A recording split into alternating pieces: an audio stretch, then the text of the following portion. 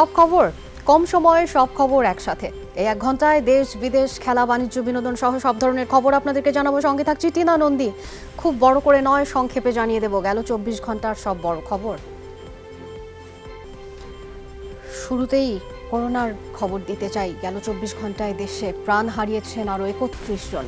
তাদের মধ্যে 17 জন পুরুষ, শনাক্ত 2293, আর এখন পর্যন্ত এই ভাইরাসে প্রাণ হারিয়েছেন 6675 জন। স্বাস্থ্য অধিদপ্তরের বিজ্ঞপ্তিতে এসব তথ্য জানানো হয়েছে। মঙ্গলবার নমুনা পরীক্ষা করা হয়েছে 15,501টি। সেখানে শনাক্তের হার 14.79%। সব মিলিয়ে করোনা ভাইরাসে আক্রান্ত হয়েছেন 4,67,225 জন। গেল 24 ঘন্টায় সুস্থ হয়েছেন 2,513 জন, আর মোট সুস্থের সংখ্যা 3,83,224। করোনা মোকাবেলায় সরকারের সর্বোচ্চ অগ্রাধিকার, তাই ভ্যাকসিনের 2 ধাপের ট্রায়াল প্রয়োজনে একসাথে করার অনুমোদন দেওয়া হবে, জানিয়েছেন স্বাস্থ্য সচিব আব্দুল মান্নান। মঙ্গলবার দুপুরে গ্লোব বায়োটেকের ল্যাব পরিদর্শনে গিয়ে তিনি একথা বলেন। বিশ্ব স্বাস্থ্য সংস্থার অনুমোদন পেলে সরকার গ্লোব বায়োটেকের ভ্যাকসিন নেবে বলেও জানান সচিব। বলেন, বায়োটেকের এই টিকা সফল হবে এবং দেশের ভাবমূর্তিও বাড়াবে। এ সময় গ্লোবের ভ্যাকসিনটির নাম প্যান কোভিডের পরিবর্তে বঙ্গোভ্যাক্স রাখার প্রস্তাব করেন। আমাদের দেশের মানুষকে যদি আমাদের দেশে উৎপাদিত ভ্যাকসিন আমরা দিতে পারি, এটা নিশ্চয়ই সরকারের কাছে অবশ্যই একটা সুখবর। আমাদের হাইয়েস্ট প্রায়োরিটি হলো যে ভ্যাকসিন আনা এবং কোভিড এই সেকেন্ড ওয়েভ থেকে শুরু করে টোটাল এই প্যান্ডেমিক সিচুয়েশনটার মোকাবেলা সরকার করছে এবং করবে। এইটাই হলো সবচেয়ে অগ্রাধিকার সরকারের কাছে। পুরো পৃথিবী এখনও করোনা ভ্যাকসিনের অপেক্ষায়। তোড়জোড় চলছে গবেষণাগারগুলোতে। চূড়ান্ত পর্যায়ে রয়েছে রাশিয়া, চীন, অক্সফোর্ড এবং আমেরিকার বেশ কয়েকটি ভ্যাকসিন। তাপমাত্রা নিয়ন্ত্রণ, মূল্য এবং প্রাপ্যতা বিবেচনায় বাংলাদেশের জন্য অক্সফোর্ডের ভ্যাকসিনকে গুরুত্ব দিচ্ছেন বিশেষজ্ঞরা। এ অবস্থায় আগামী ফেব্রুয়ারি নাগাদ দেশে করোনা ভ্যাকসিনের প্রথম লট আসতে পারে, তবে তা সাধারণের জন্য উন্মুক্ত হতে পারে এপ্রিল নাগাদ। এমনই আভাস দিচ্ছে স্বাস্থ্য অধিদপ্তর এবং ভারতের সেরাম ইনস্টিটিউট। তবে গবেষকরা বলছেন, যাদের শরীরে অ্যান্টিবডি আছে তাদের ভ্যাকসিনের দরকার নেই। যদিও অ্যান্টিবডির স্থায়িত্ব এবং কার্যক্ষমতা যাচাই করতে আরও গবেষণার কথা বলছে অনেক গবেষক।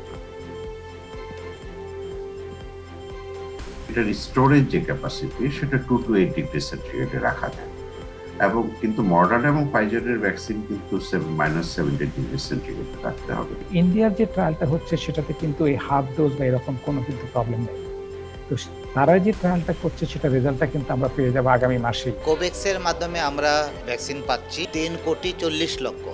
ধাপে ধাপে সবাই পাবে, এটাই আমাদের প্ল্যান। আমরা প্রথমে 3% যেটা পাবো আশা করছি, তারপরে 7%। Infection is the best vaccination. কারণ আপনি ভ্যাকসিন দিয়ে যতটা না আপনি প্রতিরোধ ক্ষমতা তুলবেন, তাতে আপনার শরীরে যদি কেউ জীবাণু ঢুকে সেটা আপনাকে ইনফেক্ট করে, তাহলে কিন্তু তার থেকে অনেক বেশি প্রতিরোধ করবে সেটা। যাবজ্জীবন মানে আমৃত্যু কারাদণ্ড, এমন রায় দিয়েছেন আপিল বিভাগ। তবে বলছেন, ফৌজদারি কার্যবিধি এবং দণ্ডবিধির কয়েকটি ধারা একসঙ্গে বিবেচনায় নিলে সাধারণত এটি হবে 30 বছরের দণ্ড। মঙ্গলবার বহুল প্রতীক্ষিত এই রায় ঘোষণা করলেন আপিল বিভাগ। আতাউর রহমান মৃধা বনাম রাষ্ট্র মামলায় এ রায় দিয়েছেন প্রধান বিচারপতি সৈয়দ মাহমুদ হোসেনের নেতৃত্বাধীন 7 সদস্যের আপিল বেঞ্চ। রায়টি ঘোষণা হয়েছে সংখ্যাগরিষ্ঠের মতামতের ভিত্তিতে। এতে বলা হয়েছে, ফৌজদারি কার্যবিধি এবং দণ্ডবিধির সংক্রান্ত ধারা একসঙ্গে বিবেচনা করলে যাবজ্জীবন সাজা মানে দাঁড়াবে 30 বছর। তবে যাবজ্জীবন অর্থে 30 বছরের কারাদণ্ডের বিধান প্রযোজ্য হবে না যুদ্ধাপরাধ ট্রাইব্যুনালে সাজাপ্রাপ্ত ব্যক্তির ক্ষেত্রে। রায় আতাউর রহমান মৃধার আমৃত্যু কারাদণ্ডই বহাল রেখেছেন সর্বোচ্চ আদালত। পেনাল কোড এবং ফৌজদারি কার্যবিধির এই ধারাগুলো যদি ওনারা বিচার বিশ্লেষণ করে, ওনারা মনে করেন যেটা 30 বছর হবে যাবজ্জীবন। তবে ওইখানে ওনারা আরেকটি শর্ত দিয়েছেন যে হ্যাঁ 30 বছর হবে স্বাভাবিকভাবে, কিন্তু যদি কোনো আদালত, কোনো ট্রাইব্যুনাল বা আন্তর্জাতিক ট্রাইব্যুনাল বা যে কোনো ধরনের আদালত যদি কোনো আসামিকে আমৃত্যু যদি দণ্ড দিয়ে থাকেন, তাহলে তাকে আমৃত্যুই থাকতে হবে, তার জন্য এই 30 বছর হবে না।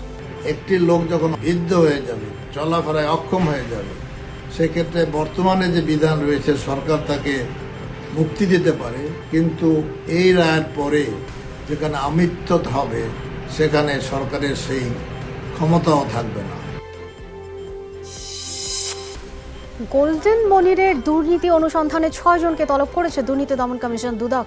8 থেকে 10 ডিসেম্বর তাদের জিজ্ঞাসাবাদ করা হবে। জেএনসিসির ওয়ার্ড কাউন্সিলর শফিকুল ওরফে সোনা শফিক, বিএনপির নেতা সাবেক councillor M A Qayyum, RAJUK পরিচালক শেখ শহীদুল ইসলাম সহ 6 জনকে উপস্থিত থাকতে বলা হয়েছে। গেল 21 নভেম্বর গোল্ডেন মনিকে গ্রেফতার করে র্যাব। পৃথক 3 মামলায় এখন 18 দিনের রিমান্ডে গোল্ডেন মনির।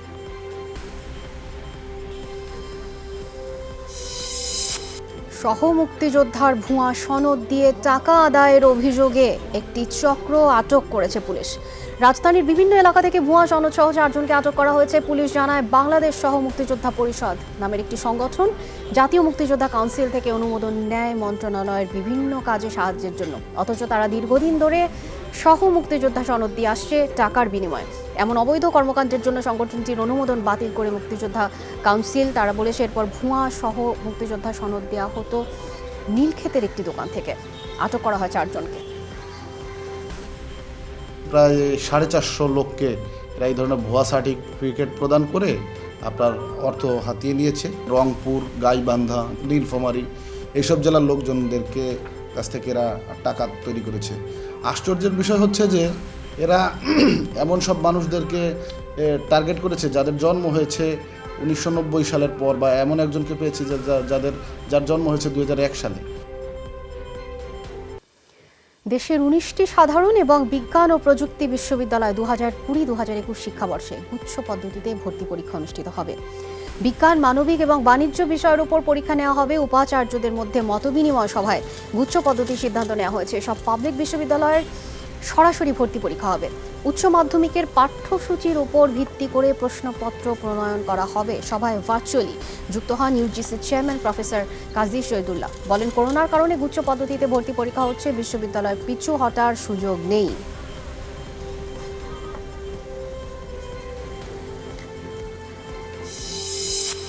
শুরু হয়ে গেল বিজয়ের মাস। 50 বছর আগে এই ডিসেম্বরই বাঙালির কাছে আত্মসমর্পণ করেছিল পাকিস্তানি হানাদার বাহিনী। আমরা পেয়েছিলাম সার্বভৌম বাংলাদেশ। 50 বছরের পথ চলায় দেশের অর্জন যেমন অনেক, তেমনই চ্যালেঞ্জও নেহাতই কম নয়। ব্যক্তি থেকে জাতীয় জীবনে এখনও ডিসেম্বর এক দারুণ অনুপ্রেরণা এবং ভয়াবহ অভিজ্ঞতার স্মৃতি। 1971 সালে 16 ডিসেম্বর ঢাকার রেসকোর্স ময়দানে টানা 9 মাসের যুদ্ধ শেষে পরাজয় স্বীকার করে হানাদার বাহিনী। অনেক চড়াই উতরাই পেরিয়ে অগ্রযাত্রা অব্যাহত রয়েছে বাংলাদেশের। এক সময়ের কথিত তলাবিহীন ঝুড়ি এখন বিশ্ব অর্থনীতির নতুন বিষয়। স্বাস্থ্য, শিক্ষা, নারীর ক্ষমতায়ন সহ নানা সূচকে কেবল পাকিস্তান নয়, এই অঞ্চলে বাংলাদেশ সবার শীর্ষে। তাদের দেহগুলো পৌঁছে গেছে, গরিত শকুনে খাচ্ছে, চোখ উপড়ে ফেলেছে, হাত পিছনে বাঁধা। মানে এটা অবিশ্বাস্য একটি সংবাদ। সেই দিনাজপুরের খুনিয়া দিঘি, যেখানে পুরো পুকুরটা লাল হয়ে গেছিল, 10,000-এর মতো লাশ সেখানে ছিল। এত রক্ত, এত জীবন, এত নির্যাতন, এত ধর্ষণের মধ্যে স্বাধীন এবং মুক্ত হয়েছে, যে সে কথা মনে হয় আমরা ভুলে যাই। পাকিস্তানের মতো ধর্ম ভিত্তিক একটি রাষ্ট্র ব্যবস্থা থেকে আমরা একটি ধর্ম নিরপেক্ষ গণতান্ত্রিক রাষ্ট্র স্বাধীন করেছিলাম। সেটি তার চরিত্র হারিয়েছে গত 50 বছরে। বিজয় দিবসের অনুষ্ঠানে নাশকতার চেষ্টা করা হলে কঠোরভাবে দমন করা হবে। সেজন্য সারা দেশে গোয়েন্দা নজরদারি জোরদার করা হয়েছে বলে জানিয়েছেন স্বরাষ্ট্রমন্ত্রী আসাদুজ্জামান খান। মঙ্গলবার দুপুরে সচিবালয়ে আন্তঃমন্ত্রণালয় সভা শেষে স্বরাষ্ট্রমন্ত্রী আরও বলেন, বিজয় দিবসে স্বাস্থ্যবিধি মেনে ঘরোয়া অনুষ্ঠান করা যাবে। সেক্ষেত্রে আইনশৃঙ্খলা বাহিনীকে আগেই অবহিত করতে হবে। এছাড়া জাতীয় স্মৃতিসৌধের শ্রদ্ধা নিবেদন সামনে রেখে পর্যাপ্ত সিসি ক্যামেরা সহ নিশ্চিত নিরাপত্তা থাকবে বলেও জানান স্বরাষ্ট্রমন্ত্রী। সীমান্তে মাদক সহ চোরাচালান বন্ধে নজরদারি বাড়ানো হয়েছে বলেও জানিয়েছেন তিনি।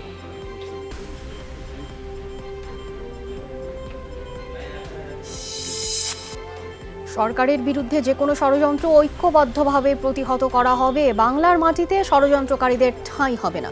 ভোলা এক অনুষ্ঠানে এসব কথা বলেছেন সংসদ সদস্য নুরুন নবী চৌধুরী শাওন। বিজয়ের মাস এবং মুজিব শতবর্ষ উপলক্ষে মঙ্গলবার সকালে ভোলার লালমোহনে শোভাযাত্রায় অংশ নেন তিনি। শোভাযাত্রাটি বিভিন্ন সড়ক প্রদক্ষিণ করে শহরের, পরে পৌর শহরের চৌরাস্তা মোড়ে অনুষ্ঠিত হয় সমাবেশ। তিনি বলেন, মুক্তিযোদ্ধারা দেশের সূর্য সন্তান, তাদের অবদান জাতির কাছে চির অম্লান থাকবে। এর আগে করোনাকালে অসামান্য অবদান রাখা এমপি শাওনকে সংবর্ধনা দেয় মুক্তিযোদ্ধা কমান্ড এবং সন্তান সংসদ।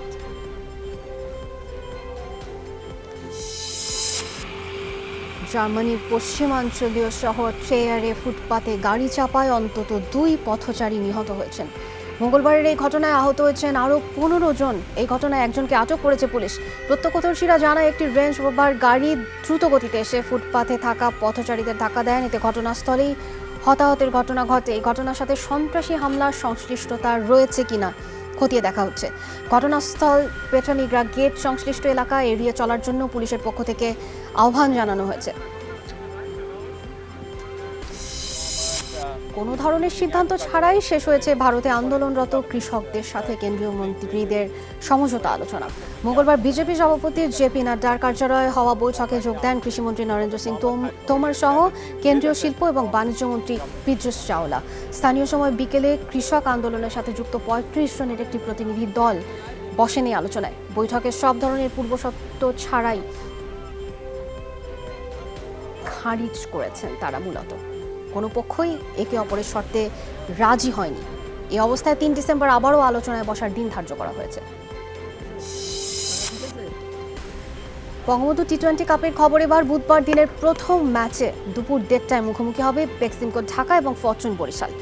আর হাই ভোল্টেজ ম্যাচে সন্ধ্যা 6টায় গাজী গ্রুপ চট্টগ্রামের প্রতিপক্ষ আশরাফুলের মিনিস্টার রাজশাহী। সেই আশরাফুল টেকনিক্যালি আগের জায়গায় ফিরে এসেছেন। এখন মানসিক এবং টেকনিক্যাল বিষয়গুলো মাঠে প্রয়োগ করতে পারলে আন্তর্জাতিক ক্রিকেটে ফিরতে পারবেন বলেছেন রাজশাহীর কোচ সারওয়ার ইমরান।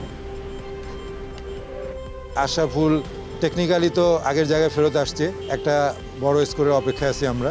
এখন মেন্টাল পার্ট আর ট্যাকটিক্যাল পার্টগুলো যদি সে অ্যাপ্লাই করতে পারে তাহলে সে ইন্টারন্যাশনাল খেলতে পারবে। তো আমাদের নেক্সট ম্যাচটা অবশ্যই অনেক ভালো ফোকাস থাকবে ম্যাচ উইন করার জন্য। বড় একটা রান দরকার, যেমন ধরেন 70, 60, 50 যেরকমটা তামিম ভাই করেছে আমাদের টিমে, এরকম একটা বড় একটা ইনিংস খেললে আমরা ইনশাল্লাহ প্রত্যেকটা টিমের সঙ্গে ভালোভাবে ফাইট দেবো ইনশাল্লাহ।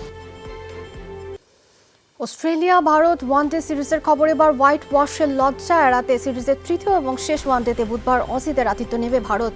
ক্যানবেরায় আজ সকাল 9:40 শুরু হবে এই ম্যাচ। এরই মধ্যে সিরিজের প্রথম 2 ম্যাচ জিতে সিরিজ নিজেদের করে নিয়েছে অস্ট্রেলিয়া।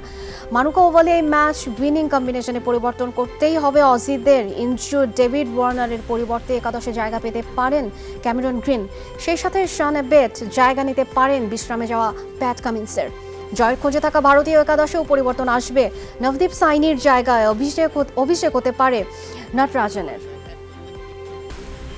ফাইজারের পর জরুরি ব্যবহারের জন্য কোভিড-19 টিকার অনুমোদন চাইল মডার্না। যুক্তরাষ্ট্র এবং ইউরোপের ওষুধ নিয়ন্ত্রণ সংস্থা বরাবর সোমবার আবেদন করে মার্কিন বায়োটেক প্রতিষ্ঠানটি। তাদের দাবি চূড়ান্ত ট্রায়ালের ফলাফলে 94% বেশি কার্যকারিতা দেখিয়েছে তাদের প্রতিষেধক। দেখা যায়নি কোনো স্বাস্থ্য ঝুঁকি। বয়স, জাতি, লিঙ্গভেদের সব ক্ষেত্রেই ভ্যাকসিনটি কার্যকর। এমনকি মৃদু উপসর্গ বহনকারীদের ক্ষেত্রেও টিকাটি 100% সফল। করোনা সম্পর্কে সচেতনতা সৃষ্টি এবং মাস্ক ব্যবহার নিশ্চিত করতে রাজধানী জুড়ে অভিযান অব্যাহত রেখেছে ঢাকা জেলা প্রশাসন। পরিস্থিতির উন্নতি না হলে প্রয়োজনে আরও কঠোর আইন প্রয়োগ হবে বলে জানিয়েছেন কর্মকর্তারা। রাজধানীর 10টি স্থানে ভ্রাম্যমাণ আদালতের অভিযানে মাস্ক না পরায় অনেককেই জরিমানা করা হয়েছে। গুলিস্তানে অসংখ্য মানুষকে দেখা গেছে মাস্ক ছাড়াই ঘোরাফেরা করতে। মাস্ক না পরায় অনেকেই ভুল স্বীকার করলেও কেউ কেউ দেন অজুহাত। নির্বাহী ম্যাজিস্ট্রেট ইশতিয়াক আহমেদ বলেন, মাস্ক ব্যবহারকারীর সংখ্যা বাড়লেও সচেতনতা বাড়েনি। এদিকে মাস্ক বিতরণ কর্মসূচি শুরু করেছে খাগড়াছড়ি জেলা প্রশাসন। জেলা প্রশাসনের কার্যালয়ের সামনেই কর্মসূচির আয়োজন করা হয়। বিভিন্ন সামাজিক সংগঠন এবং উপজেলা নির্বাহী কর্মকর্তার হাতে মাস্ক তুলে দেন জেলা প্রশাসক প্রতাপচন্দ্র বিশ্বাস। তিনি জানান, করোনার দ্বিতীয় ধাপ মোকাবেলায় 2টি বিষয়কে সর্বোচ্চ গুরুত্ব দেওয়া হচ্ছে। একটি মাস্ক পরিধান, অন্যটি সামাজিক দূরত্ব বজায় রাখা। তারই অংশ হিসেবে 10,000 মাস্ক বিতরণ করা হয়েছে। সেই সাথে সাধারণ মানুষের মধ্যে সচেতনতা, গুরুত্বপূর্ণ স্থানে ভ্রাম্যমাণ আদালতের মাধ্যমে অভিযান চালানো হচ্ছে। স্বাধীনতার সুবর্ণ জয়ন্তীতে 2021 ওয়ার্ল্ড পিস কনফারেন্স আয়োজন করতে চায় বাংলাদেশ। সেখানে বিশেষ শান্তিকামী মানুষ অংশ নেবে। ফরেন সার্ভিস একাডেমিতে আয়োজিত বঙ্গবন্ধু লেকচার সিরিজ অনুষ্ঠানে পররাষ্ট্রমন্ত্রী আব্দুল মোমেন এসব কথা জানান। তিনি বলেন, কোভিড পরবর্তী পরিস্থিতিতে বাংলাদেশের জিডিপি এশিয়ার মধ্যে সবচেয়ে ভালো। 2021 সালের ফেব্রুয়ারির মধ্যে স্বল্পোন্নত দেশের ক্যাটাগরি থেকে বাংলাদেশ বেরিয়ে আসবে বলেও আশাবাদ ব্যক্ত করেন তিনি। পররাষ্ট্রমন্ত্রী বলেন, রোহিঙ্গাদের অপরাধ প্রবণতা বেশি, বাংলাদেশে তাদের নিয়ন্ত্রণ করা কঠিন হয়ে যাচ্ছে বলে মন্তব্য করেন তিনি। বঙ্গবন্ধুর ভাস্কর্য নির্মাণ বিরোধিতাকারীদের চিহ্নিত করতে প্রশাসনিক তদন্তের দাবি জানিয়েছেন বাংলাদেশ আওয়ামী যুবলীগের চেয়ারম্যান শেখ ফজলে শামস পরশ। মঙ্গলবার বিকেলে ঢাকা বিশ্ববিদ্যালয়ের দোয়েল চত্বর এলাকায় মানববন্ধনে মন্তব্য করেন তিনি। পরশ বলেন, মৌলবাদের হুমকিতে আওয়ামী যুবলীগ নেতাকর্মী ভয় পায় না। সন্ত্রাসবাদী এই গোষ্ঠী যাতে বারবার আস্ফালন না করতে পারে সেজন্য প্রশাসনকে কার্যকর ভূমিকা পালনের আহ্বান জানান তিনি। কোথা থেকে এদের টাকা আসছে, কি তাদের এজেন্ডা, তারা কি করতে চাচ্ছে, এই সকল ব্যাপারে প্রশাসনিক তদন্ত হওয়া উচিত। আমি দাবি করছি প্রশাসনিক তদন্তের মাধ্যমে আসল ষড়যন্ত্রকারীদের, আসল মদতদাতাদের চিহ্নিত করতে হবে এবং এই দেশের মাটিতেই তাদের শাস্তি দিতে হবে।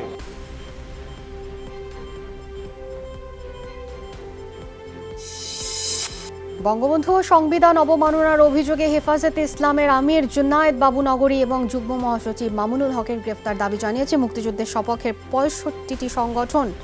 মঙ্গলবার দুপুরে সোহরাওয়ার্দী উদ্যানে ৭১-এর ঘাতক দালাল নির্মূল কমিটির উদ্যোগে মানববন্ধনে মামুনুল এবং বাবুনগরীর গ্রেফতার সহ ৭ দফা দাবি জানানো হয়। ভাস্কর্য বিরোধী বক্তব্যের জন্য হেফাজতে ইসলামের আমির জুনায়েদ বাবুনগরী এবং যুগ্ম মহাসচিব মামুনুল হকের গ্রেফতারের দাবি জানান বক্তারা। এই সমস্ত অর্বাচীন কথা, এই সমস্ত আস্ফালন বন্ধ করে দিন, না হয় বাংলার স্বাধীনতাকামী মানুষ, মুক্তিযুদ্ধের চেতনায় বিশ্বাসী মানুষ রাজপথেই এর জবাব দিবে।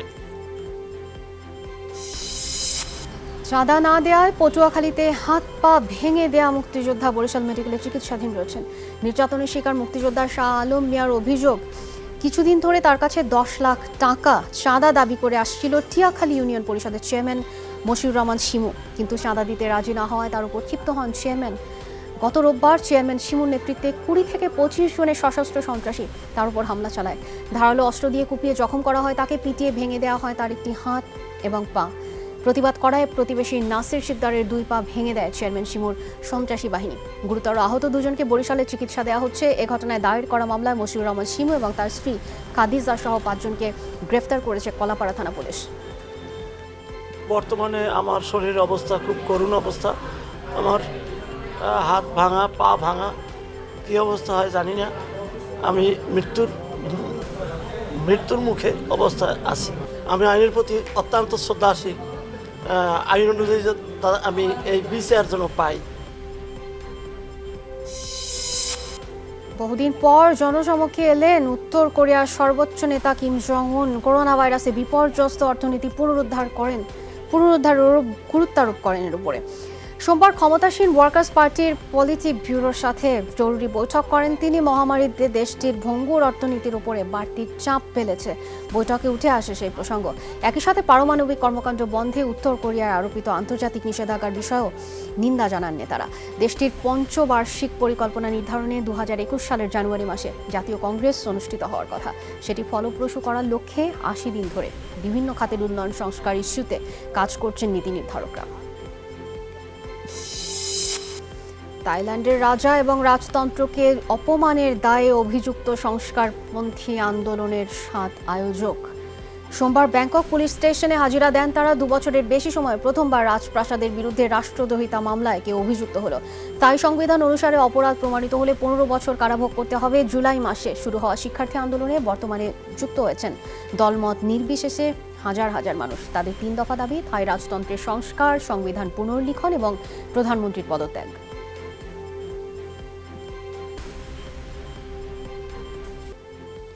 এবার খাবারের সত্ত্ব নিয়ে দ্বন্দ্বে জড়ালো চীন এবং দক্ষিণ কোরিয়া। সম্প্রতি সবজির আচার পাওছাইয়ের জন্য আন্তর্জাতিক খাদ্যমান নিয়ন্ত্রণ সংগঠন ISO সনদ পায় বেজিং। দেশটির গণমাধ্যমে চীনের কিমচি শিল্প শিরোনামে প্রকাশিত হয় এই খবর। তাতেই বিতর্কের ঝড় ওঠে দুদেশের সামাজিক যোগাযোগ মাধ্যমে। সিওলের অভিযোগ, 2টি খাবারের ভিন্নতা থাকা সত্ত্বেও কোনো খাবার একই নাম কেন ব্যবহৃত হচ্ছে। একে চীনের প্রভাব এবং আগ্রাসন হিসেবে আখ্যা দিয়েছে কোরিয়া।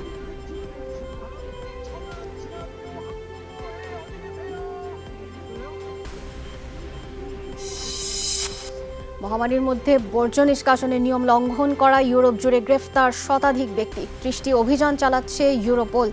সোমবার ইউরোপীয় পুলিশ সংস্থাটি জানায়, বৈশ্বিক স্বাস্থ্য সতর্কতার মধ্যে বর্জ্য নিষ্কাশন নীতিমালা কঠোরভাবে মানা উচিত, কিন্তু নিয়ম লঙ্ঘনের কারণে বাড়ছে স্বাস্থ্য ঝুঁকি। যত্রতত্র ময়লা ফেলার পাশাপাশি বর্জ্য পাচার, অবৈধ মজুদ এবং শিপমেন্ট, এমনকি নথি জালিয়াতিরও প্রমাণ পেয়েছে পুলিশ। শুধু পর্তুগালেই 2000 প্রতিষ্ঠানে অভিযান চালায় পুলিশ, জব্দ করেছে 8 লাখ ইউরো মূল্যমানের মালামাল। করোনা শিষ্টাচার উপেক্ষা করেই সরকার বিরোধী ব্যাপক আন্দোলন হলো পাকিস্তানে। সোমবার মুলতানে বিরোধী দলগুলোর সমাবেশে যোগ দেন হাজারো মানুষ। এদিন রাজনীতিবিদ হিসেবে আত্মপ্রকাশ করেন বেনজির ভুট্টোর মেয়ে আসিফা ভুট্টো। অবশ্য কোভিড পজিটিভ হওয়ায় সমাবেশে অংশ নেননি ভাই বিলাওয়াল। ভাষণে মরিয়ম নওয়াজ করোনা ভাইরাসের সাথে প্রধানমন্ত্রীকে তুলনা করেন। সরকার পতনে আরও বড় কর্মসূচির হুঁশিয়ারি দেন বিরোধী নেতারা। সোমবারই ব্যাপক ধরপাকড় চালায় মুলতান প্রশাসন। বিরোধীদের দাবি 1800 নেতাকর্মী আটক। এবার পাকিস্তানের জনগণ ইমরান খানকে লকডাউনে রাখবে। কোভিড-19 মোকাবেলার আগে আমাদের কোভিড-18কে ঘরে পাঠাতে হবে। সরকারের সব নিষ্ঠুরতা আর বাধা উপেক্ষা করেও আপনারা এসেছেন, তাই অশেষ কৃতজ্ঞতা। এই সমাবেশের মধ্য দিয়ে জনগণের সিদ্ধান্ত স্পষ্ট হয়ে গেছে যে প্রধানমন্ত্রীর পতন চায় তারা।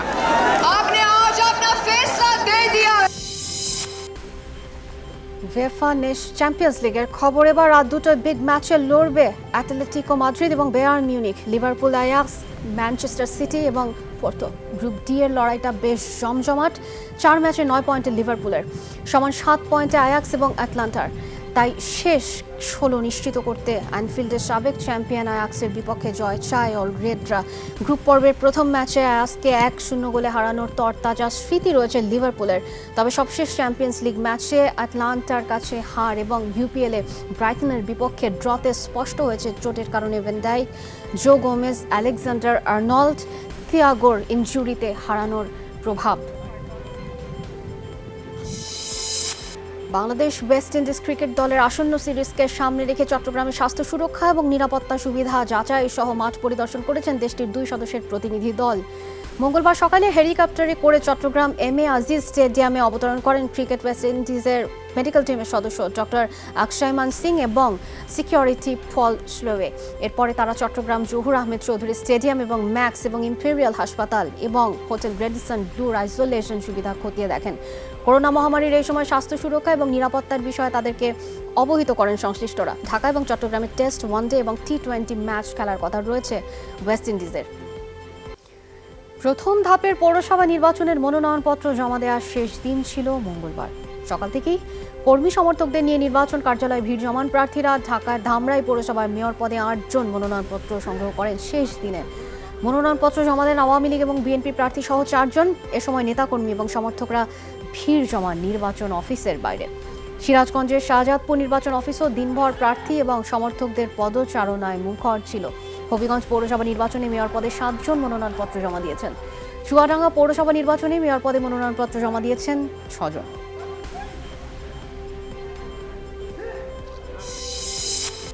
দুই বছরের মধ্যে নগরবাসীকে জলাবদ্ধতার ভোগান্তি থেকে মুক্ত করার আশ্বাস দিয়েছেন ঢাকা দক্ষিণ সিটির মেয়র ব্যারিস্টার শেখ ফজলেনুর তাপস।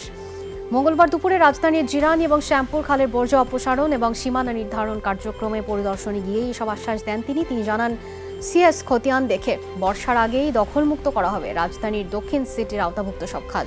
এ কাজের জন্য স্বল্প, মধ্য এবং দীর্ঘমেয়াদী পরিকল্পনা নেওয়া হয়েছে বলে জানান তাপস। দখলমুক্ত করে এসব খালে সৌন্দর্য বর্ধনের কাজ শুরু করা হবে। সব মিলিয়ে নগরবাসীর জন্য একটা সুন্দর বাসযোগ্য নগর গড়ার পরিকল্পনা রয়েছে, জানান দক্ষিণ সিটি মেয়র। সিএস খতিয়ান দেখে সীমানা নির্ধারণ পূর্বক আমরা খালগুলো দখলমুক্ত করব। আমরা আশাবাদী আগামী 2 বছরের মধ্যেই প্রাথমিক কাজটি সম্পন্ন করতে পারলে জলাবদ্ধতা অনেকাংশে ঢাকা শহরবাসীকে আমরা জলাবদ্ধতা থেকে মুক্ত রাখতে পারব।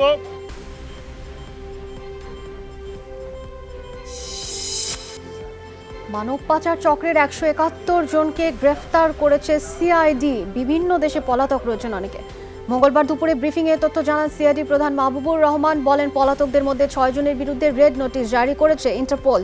সবাইকে দেশে ফিরিয়ে এনে আইনের আওতায় আনার জন্য কাজ চলছে। এই চক্রের সাথে 2টি বিদেশি এয়ারলাইন্সের লোকও জড়িত রয়েছে বলে প্রমাণ পেয়েছে সিআইডি। 2019 সালের 26 মে লিবিয়ার 26 বাংলাদেশিকে হত্যার ঘটনায় মানব পাচারকারী ধরতে কাজ শুরু করে। লোক যখন পাসপোর্ট নিয়ে সামনে আসে এয়ারপোর্টে, তখন ইনস্ট্যান্টলি সবগুলো জিনিস ভেরিফাই করে অ্যাথেন্টিকেশন নেওয়া যায় না, তখন যার ফলে কিছু তো থাকে, আপনি তো চান্সেস থাকে। তো এইগুলোর জন্য এই লোকগুলো যেন, যদি আমরা যারা এই জিনিসগুলো এই ক্রাইমের সাথে যারা জড়িত, তাদেরকে যদি আমরা আইনের আওতায় নিয়ে আসতে পারি, তাহলে আমরা শিওর যারা করেছে তাদেরকে একদিকে শাস্তি হবে। 7 বছর পর হলমার্ক ঋণ জালিয়াতির নন ফান্ডেড অংশের অনুসন্ধান শুরু করেছে দুদক। এজন্য 8 সদস্যের টিম গঠন করা হয়েছে। কমিশনের পরিচালক মীর জয়নুল আবেদিন শিবলির নেতৃত্বে গঠিত টিমের রিপোর্টের ভিত্তিতে পরবর্তী পদক্ষেপ নেওয়া হবে বলে জানিয়েছেন দুদক কমিশনার ডক্টর মোজাম্মেল হক। সোনালী ব্যাংকের রূপসী বাংলা শাখা সহ একাধিক শাখায় 2010 সাল থেকে 2012 সালের মার্চ পর্যন্ত হলমার্ক 3.5 কোটি টাকা তুলে নেয়। কুড়িগ্রামের নির্বাহী ম্যাজিস্ট্রেট রিন্টু বিকাশ চাকমার বিরুদ্ধে হত্যার চেষ্টা সহ নারী এবং শিশু নির্যাতনের অভিযোগে সংবাদ সম্মেলন করেছেন শ্রী চন্দ্রিকা চাকমা। মঙ্গলবার সকালে খাগড়াছড়ি প্রেস ক্লাব মিলনায়তনে সম্মেলন অনুষ্ঠিত হয়। চন্দ্রিকা চাকমা অভিযোগ করেন 2013 সালে রিন্টু চাকমার সাথে বিয়ে হয় তার। এরপর থেকে নানাভাবে যৌতুকের দাবি করেন রিন্টু। টাকা না পেলে প্রায়শই তার উপর নির্যাতন চালাতো বলে অভিযোগ করেন তিনি। শরীরে কেরোসিন ঢেলে পুড়িয়ে মারার চেষ্টাও করা হয়েছে বলে অভিযোগ করেন। দ্রুত তদন্তের সাপেক্ষে সুষ্ঠু বিচারের দাবি জানান চন্দ্রিমা।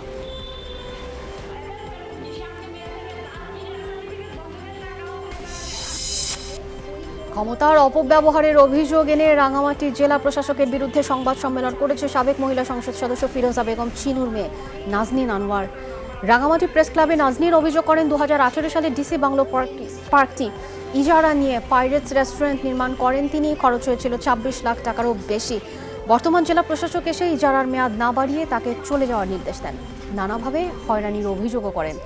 এই বিষয়ে জেলা প্রশাসক বলেন, ডিসি বাংলো পার্কটি নাজনীন আনোয়ারকে কোনোদিন ইজারা দেওয়া হয়নি।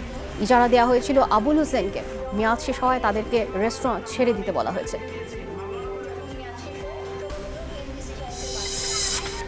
তিন জেলায় সড়ক দুর্ঘটনায় নারী সহ 5 জন নিহত হয়েছেন। আহত হয়েছেন 2 জন। চাঁদপুরে তেলবাহী গাড়ি এবং সিএনজির মুখোমুখি সংঘর্ষে এক নারী সহ 3 জন নিহত হয়েছেন। স্থানীয়রা জানায়, যাত্রী নিয়ে চাঁদপুর থেকে ফরিদগঞ্জ যাওয়ার পথে সিএনজির সাথে তেলবাহী গাড়ির মুখোমুখি সংঘর্ষ হয়। এতে দুমড়ে মুচড়ে যায় সিএনজিটি। রাস্তার পাশের গর্তে পড়ে তেলবাহী গাড়িটিও, ঘটে হতাহতের ঘটনা।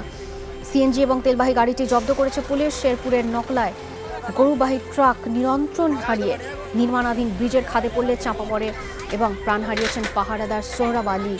মারা যায় ট্রাকে থাকা 32টি গরুর 13টি। খবর পেয়ে ট্রাক চালক সহ 3 জনকে উদ্ধার করে ফায়ার সার্ভিস। এছাড়া চুয়াডাঙ্গার আমলডাঙ্গায় দুর্ঘটনায় প্রাণ গেছে এক মোটরসাইকেল আরোহীর। ফের শুরু হতে যাচ্ছে বাংলাদেশের চিলাহাটি থেকে ভারতের হলদিবাড়ি পর্যন্ত রেল চলাচল। 1965 সালে বন্ধ হয়ে যাওয়া এই রেলপথ চালুর অবকাঠামোগত কাজ শেষের দিকে। চলছে ইমিগ্রেশন এবং কাস্টমস হাউসের কাজ, যা শিগগিরই শেষ হবে বলে আশা করছে কর্তৃপক্ষ। মঙ্গলবার দুপুরে রেল ট্রেলিযোগ চিলাহাটি পরিদর্শন করেন ভারতে নিযুক্ত বাংলাদেশের হাইকমিশনার মোহাম্মদ ইমরান। রেলের অবকাঠামো পরিদর্শন শেষে ভারতে ফিরে যান তিনি। জানান, এই রেল যোগাযোগ বাংলাদেশ এবং ভারত সম্পর্ককে আরও গভীর করবে। হলদিবাড়ি স্টেশনটা আমি দেখেছি, সেখানেও ওনারা মোটামুটি তৈরি হয়ে আছেন। 2 প্রধানমন্ত্রী যেদিন একসাথে বসবেন সেদিন আমরা একটা পরীক্ষামূলক কিছু চালু করব, তারপরে এটা আস্তে আস্তে হয়তো বা অন্যান্য যে আনুষ্ঠানিকতা আছে সেগুলোকে সম্পূর্ণ করা। সাভারে অসহায় এবং দুস্থ মানুষের মাঝে শীতবস্ত্র বিতরণ করা হয়েছে। উত্তরপাড়ায় নিজ বাড়িতে 5 শতাধিক দরিদ্র মানুষের হাতে শীতবস্ত্র তুলে দেন পৌর আওয়ামী লীগের সাধারণ সম্পাদক নজরুল ইসলাম মানিক মোল্লা।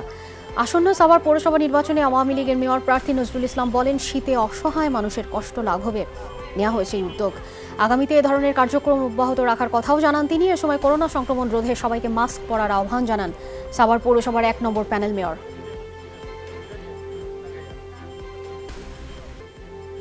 সামুদ্রিক অভিযানের মাধ্যমে 5 টন মাদক উদ্ধার করল পানামা।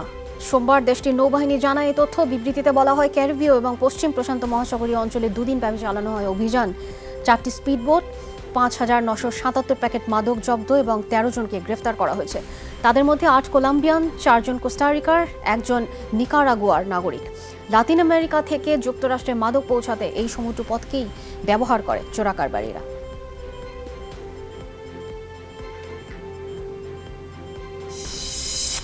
দক্ষিণ কোরিয়ায় আবারও দেখা দিল ভয়াবহ বার্ড ফ্লুর প্রকোপ। মঙ্গলবার দেশটির কৃষি মন্ত্রণালয় নিশ্চিত করেছে এই তথ্য। জিয়ংআপে শহরের একটি হাঁস খামারে শনাক্ত হয় এই ভাইরাস। এরপরই অঞ্চলটিতে জারি করা হয় কঠোর নিষেধাজ্ঞা। প্রায় 4 লাখ হাঁস মুরগিকে জবাইয়ের পর দেয়া হচ্ছে মাটি চাপা। আগামী 1 মাস আক্রান্ত অঞ্চল থেকে 26 লাখের মতো পোলট্রি পণ্য বাইরে সরবরাহের উপরে নিষেধাজ্ঞা জারি করা হয়েছে। দেশ জুড়ে জারি করা হয়েছে সতর্কতা। জীবন্ত হাঁস মুরগি বিক্রিতে আরোপিত হয়েছে কঠোর বিধিমালা। 2008 সালে ভাইরাসটির কারণে ভুগেছে প্রায় গোটা বিশ্ব।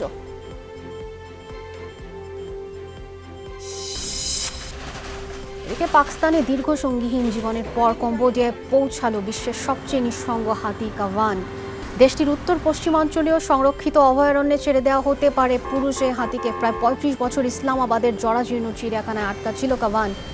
2012 সালে সঙ্গীর মৃত্যুর পর থেকেই একা 36 বছরের এই প্রাণী কাভানের মুক্তির দাবিতে কয়েক বছর ধরে আইনি লড়াই চালাচ্ছিলেন মার্কিন পপ তারকা সে সহ প্রাণী রক্ষা কর্মীরা।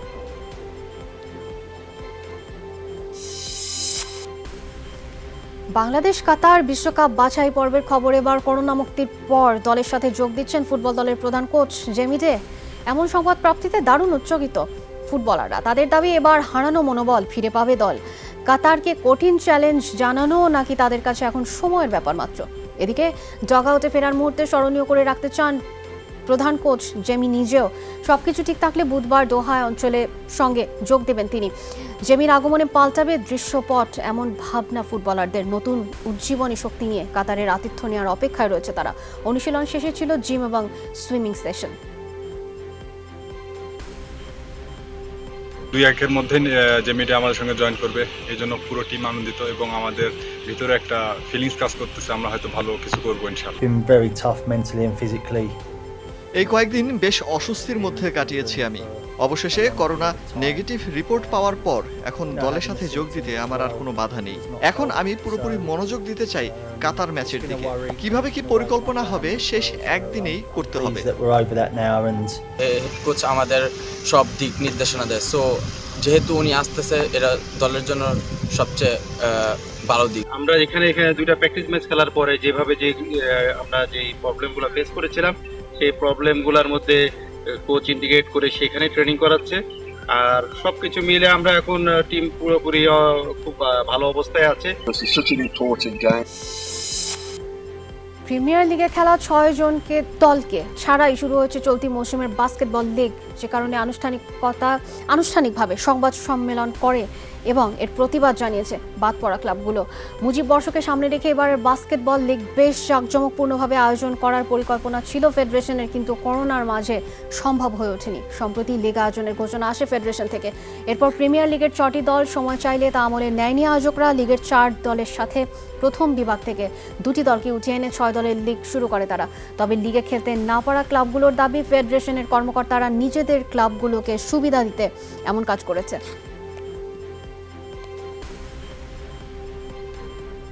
প্লেয়ারদের কন্টামিনেশন হওয়ার চান্স অনেক বেশি থাকে। তো আমরা চেয়েছিলাম ফেব্রুয়ারি মার্চের দিকে টুর্নামেন্টটা করতে পারলে আমরা অংশগ্রহণ করতাম। আমাদের দাবি এটাই যে টুর্নামেন্টটা স্থগিত করা হোক এবং আমাদেরকে খেলার সুযোগ দেওয়া হোক। যে 4টা টিম খেলছে শুরু করছে সেই 4টা টিম হচ্ছে ফেডারেশনের কর্মকর্তাদের। 6টা টিমকে বাদ দিয়ে ওনারা যে টিমকে খেলাচ্ছে তাদের কোনো টিম একটা হয়তো রানার্স আপ হবে, একটা চ্যাম্পিয়ন হবে।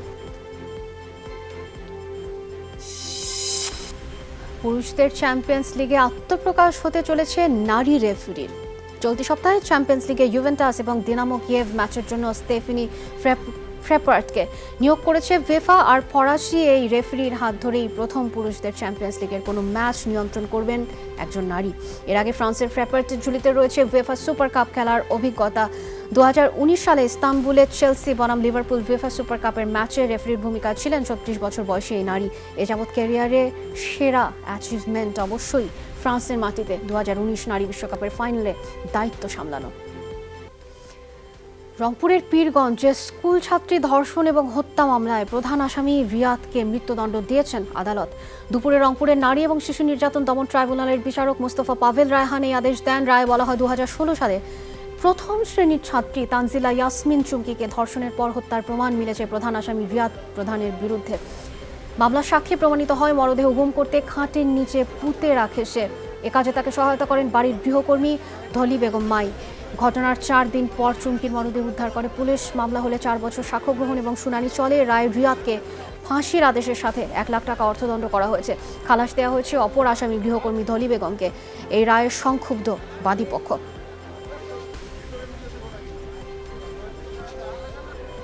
ধলি বেগমের বিচার হইল না, সহযোগিতা করছি, এটা আমরা আপিল করব।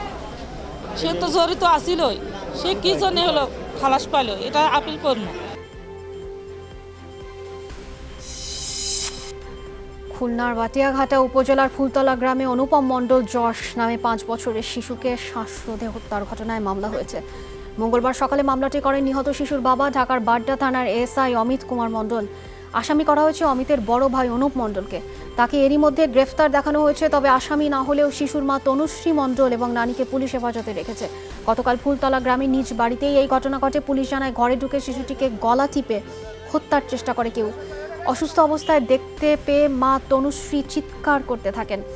উদ্ধার করে তাকে হাসপাতালে নেওয়া হলে মৃত্যু হয় সেখানে অনুপমের।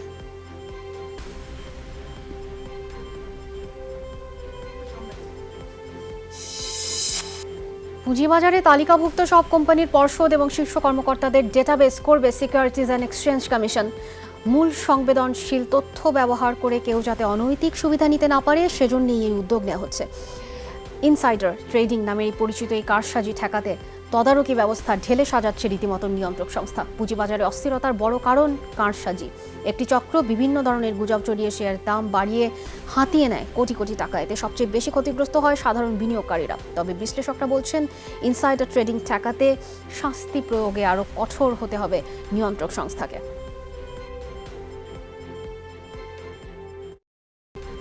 দিনাজপুরে আশুরার বিলে আবাদের দাবিতে 1 মাস ধরে অবস্থান ধর্মঘট করছেন কয়েকটি গ্রামের কৃষক। নবাবগঞ্জ উপজেলার আন্দোলনকারীরা জানান, শুকনো মৌসুমে পানি কমলে বিলে আবাদ করে জীবিকা নির্বাহ করে আসছে মূলত এই দরিদ্র পরিবারগুলো। কিন্তু কয়েক বছর আগে উন্নয়ন প্রকল্পের নামে বিলের পানি ধরে রাখতে একটি বাঁধ নির্মাণ করে প্রশাসন। বাঁধের কারণে পানি জমে থাকায় আবাদ করতে পারছে না চাষিরা। বন্যায় ভেঙে যাওয়ার পর এতদিন বাঁধ না থাকলে সম্প্রতি সংস্কার শুরু করে প্রশাসন। এতে আবারও পানি জমেছে। কৃষি জমিতে আবাদও সম্ভব হচ্ছে না। পুনরায় বাঁধ দেওয়ার বিরোধিতা করছে কৃষি এই পরিবারগুলো।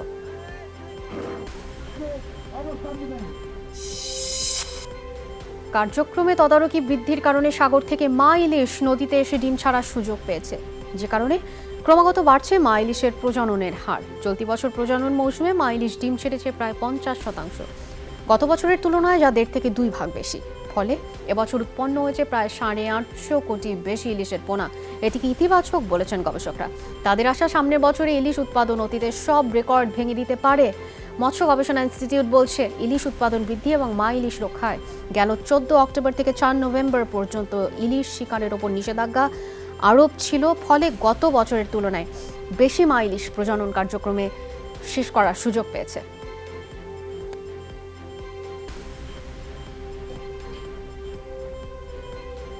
গত বছরও 48.92% মা ইলিশ ডিম ছাড়ার সুযোগ পেয়েছিল। যখনই 40%-এর উপরে চলে যায় আমরা অনেকটা নিশ্চিন্ত হয়ে যাই। তো এবছর একটি নিম্নচাপও ছিল, যে কারণে ইলিশ আরও নির্বিঘ্নে ডিম ছাড়তে পেরেছে। তাই আমরা খুব আশাবাদী। যখন তাপমাত্রা কমে যায়, কার্তিক মাস পড়ে যায়, তো তখন ইলিশের প্রাপ্যতা নদীতে কমে যায়। জানুয়ারি ফেব্রুয়ারি মাস আরেকটি মাইনর প্রজননের কাল, এবং তখন থেকে আবার ইলিশের প্রাপ্যতা বেড়ে যাবে। এটিতে শঙ্কিত হওয়ার কিছু নাই। ইলিশের প্রজনন ক্ষেত্র চাঁদপুরের এই 100 কিলোমিটারকে একেবারে নিশ্চিত নিরাপত্তা প্রদানের জন্য আমরা যাবতীয় উদ্যোগকে আমরা বাস্তবায়ন করার চেষ্টা করেছি। দেশ জুড়ে বিক্ষোভের মুখে বিতর্কিত পুলিশ নিরাপত্তা বিলে পরিবর্তন আনতে যাচ্ছে ফ্রান্স। সোমবার প্রেসিডেন্টের কার্যালয় নিশ্চিত করে এই তথ্য। নতুনভাবে আবার পার্লামেন্টে উত্থাপন করা হবে বিল। তবে সংশোধন নিয়ে দ্বিমত পোষণ করেছেন দেশটির স্বরাষ্ট্রমন্ত্রী। খসড়া আইন থেকে বিতর্কিত আর্টিকেল 24 বাদ দিতে তিনি নারাজ। দাবি, ধারাটির সাথে গণমাধ্যমের স্বাধীনতার বিরোধ নেই। গেল সপ্তাহে ফ্রান্সের জাতীয় পরিষদে পুলিশ নিরাপত্তা বিল পাশ হয়, যাতে দায়িত্বরত পুলিশ সদস্যদের ছবি এবং ভিডিও ধারণের উপর দেওয়া হয় নিষেধাজ্ঞা। বিলটি বাতিলের দাবিতে রাজপথে নামেন লাখো মানুষ।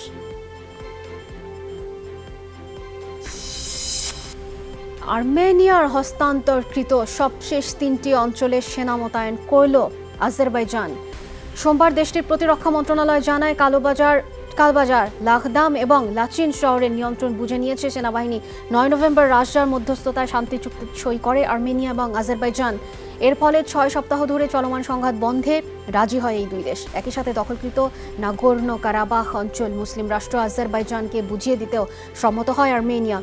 1994 সাল থেকে পার্বত্য অঞ্চলটি নিয়ে প্রতিবেশী দুদেশেরই বিবাদ চলছে। White house সাজলো আলোকসজ্জায়। 2020 অর্থাৎ 2020 সালে theme America the beautiful. Tweet বার্তায় ফার্স্ট লেডি মেলানিয়া ট্রাম্প জানান, যুক্তরাষ্ট্রের গৌরবময় ঐতিহ্য তুলে ধরা হয়েছে এই সাজসজ্জায়। হোয়াইট হাউসে স্থাপন করা হয়েছে 62টি ক্রিসমাস ট্রি, 106টি পুষ্পস্তবক, 1200 ফিট দীর্ঘ ফুলের মালা এবং 3200 লাইট। ওয়েস্ট ভার্জিনিয়া থেকে এসছে মূল ক্রিসমাস ট্রি। হোয়াইট হাউসের প্রেসিডেন্ট হিসেবে এটাই ডোনাল্ড ট্রাম্পের সবশেষ বড়দিন। মৌলভীবাজারের কমলগঞ্জে অনুষ্ঠিত হলো মণিপুরী সম্প্রদায়ের সবচেয়ে বড় এবং ঐতিহ্যবাহী ধর্মীয় উৎসব মহারাস লীলা। প্রতি বছর কার্তিক পূর্ণিমা তিথিতে রাসনৃত্যের বর্ণিল উৎসবে হাজির হন দেশ বিদেশের প্রচুর মানুষ। তবে করোনা পরিস্থিতির কারণে ধর্মীয় আচার ছাড়া সংক্ষিপ্ত করা হয় উৎসবের সকল আয়োজন। করোনা মহামারীর কারণে এতটা জাঁকজমকভাবে পালন করা হচ্ছে না, যদিও লোক সমাগম এবং প্রোগ্রাম আছে।